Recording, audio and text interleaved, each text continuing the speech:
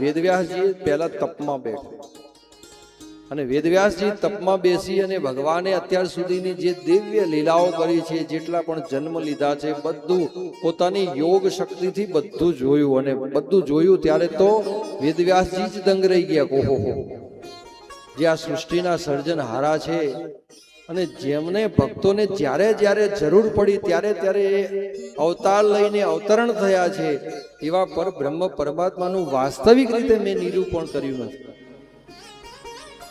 અને મનમાં દ્રઢ સંકલ્પ કર્યો કે હવે હું ભાગવત મહાપુરાણની રચના કરીશ અને ભાગવત મહાપુરાણ એક એવું શાસ્ત્ર રચીશ કે એ શાસ્ત્ર બધા વેદો, પુરાણો અને ઉપનિષદનું પરિપક્વ ફળ હોય, કે એ શાસ્ત્ર નો નિત્ય કોઈ એક પાઠ કરે અથવા તો એક શ્લોક પણ કરે તો એ વ્યક્તિનું જીવન દિવ્ય થઈ જાય. એવું ભાગવત મહાપુરાણ રચીશ અને એવો સંકલ્પ કરી અને પછી તેમને ગણપતિ દાદાનું આહ્વાન કર્યું. હિમા ગજા સુતાનુજમ ગણેશ મીશ નંદનમ અનેક ચક્ર વક્ર તુંડ નાગયજ્ઞ સુપ્રકમ રક્ત ગાત્ર ધૂમ્ર નેત્ર શુક્લ વસ્ત્ર મંડિતમ કલ્પવૃક્ષ ભક્ત રક્ષ તે નમો ગજાનનમ તે નમો ગજાનનમ.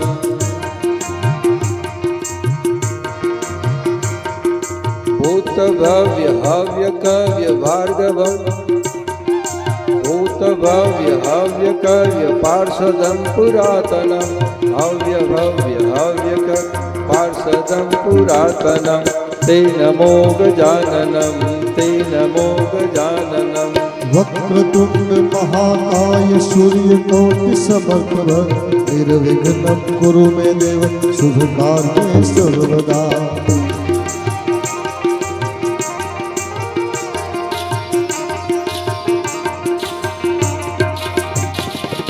વિઘ્નેશ્વરાય વરદાય સુરપ્રિયાય લંબોદરાય સકલાય જગત્પિતાય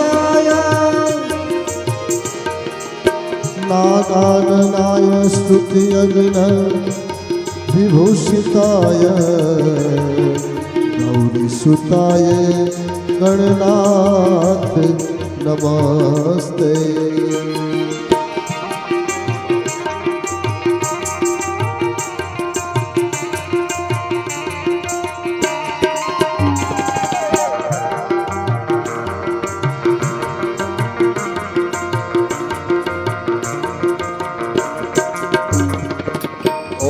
ગણપતિ નમો નમઃ સિદ્ધિવિનાયક નમો નમઃ અષ્ટવિનાયક નમો નમઃ ગણપતિ બાપ્પા મોરયા.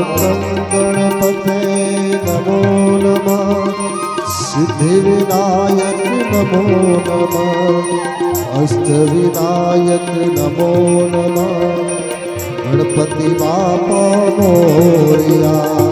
ગણપતિ બાપા મોરયા. ઓમ ગણપતિ બાપા મોરયા.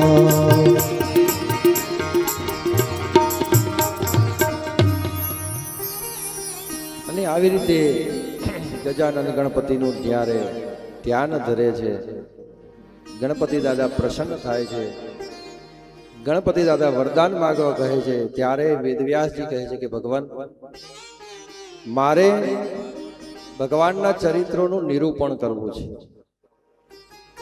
અને એના માટે મને તમારા જેવા કોઈ લેહિયા દેખાતા નથી, એટલે હું જે શ્લોક બોલું અને તમે લખતા જાઓ અને કંઈ પણ એમાં ભૂલ લાગે સંધિ સમાસમાં તો એ બધું તમે સુધારીને લખવું.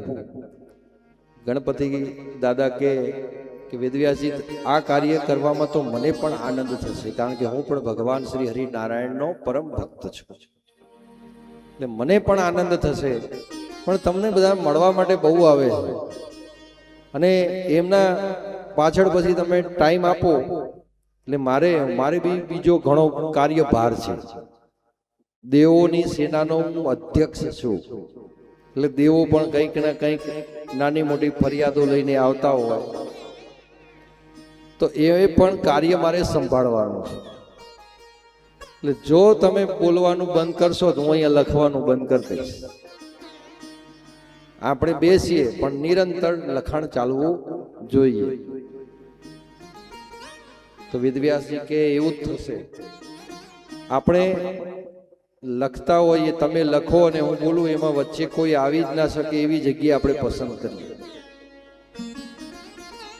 કારણ કે વેદવ્યાસજીનો આશ્રમ નૈમિષારણ્યમાં હતો.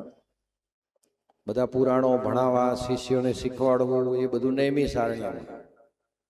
નૈમિષારણ્યમાં જજો તો હાલ વ્યાસ ગાદી છે, એ વ્યાસ ગાદીના દર્શન તમને થશે. ત્યાં એમની બેઠક, અને ત્યાં બધા જે પૌલ ઋષિ, જૈમિની ઋષિ, બધાને એમને ત્યાં અભ્યાસ કરી અને વેદોની બધા 4 વેદ અલગ અલગ એમને શીખવાડ્યા.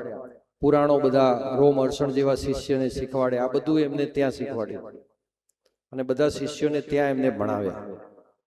પણ જ્યારે ભાગવતજીની રચના કરવાની થઈ ત્યારે એ બદ્રિકાશ્રમથી આગળ માનાગાંવ જે છે, અત્યારે આપણે જઈ આવ્યા છો ને બધા, ત્યાં માનાગાંવ, ત્યાં વ્યાસ ગુફા છે.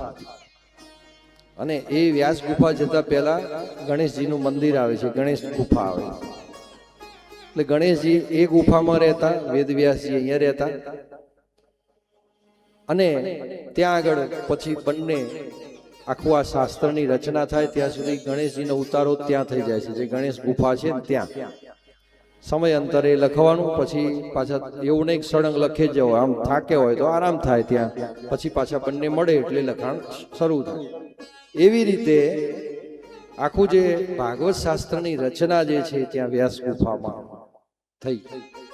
અને ત્યાં બેસી અને સંપૂર્ણ જે છે આ શાસ્ત્ર એ ગજાનન ગણપતિ દાદાએ લખ્યું છે. એટલે જે બુદ્ધિના દાતા હોય અને એ જ્યારે સ્વયં આવું શાસ્ત્ર લખતા હોય એટલે કેવું દિવ્ય શાસ્ત્ર હોય.